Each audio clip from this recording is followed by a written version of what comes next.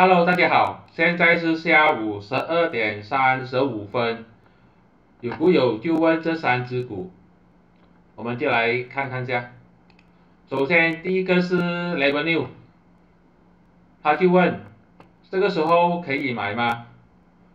我们可以看到呢 ，Revenue 呢正在被两条线压住，一个就是灰色线跟这个蓝色线。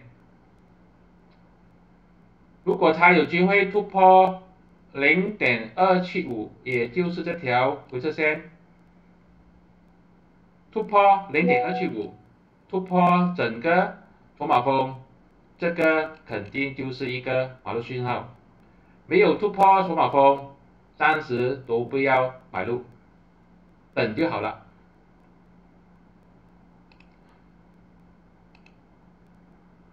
阿夏达也是同样，它也是问几时可以买入，这个时候就不要随便追高，因为它刚刚跌破了这个蓝色线，支撑呢就是这个紫色线2.60，它昨天已经从2.60弹上去，它现在挑战的就是这一条线2.70，2.70就是它的前高阻力。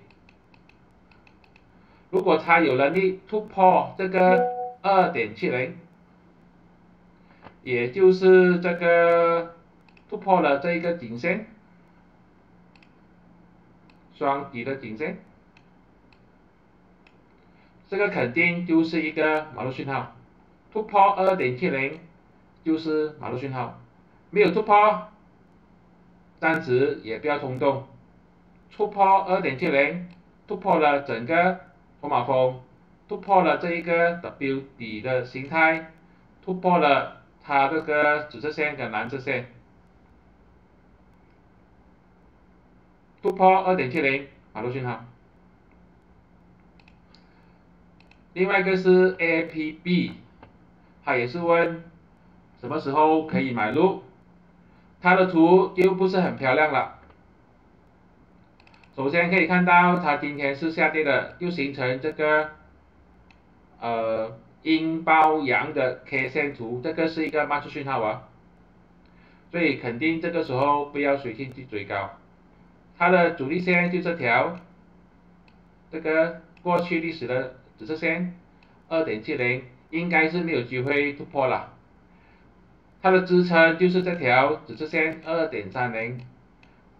如果你看到这个 K 线阴吞阳，还是没有卖的话，如果它继续往下掉，跌破这个2.30紫色线，这个也是要卖出去的。支撑呢就是1.88，如果在1.88止跌回升弹上去，这个是可以买入的。这个时候不要冲动，就看一下它什么象先，不要随便去追高。这个 K 线是一个卖出讯号。RSI 也是往下掉了，不要随便接倒。这些都是我的个人看法，并没有任何的买卖建议。谢谢大家。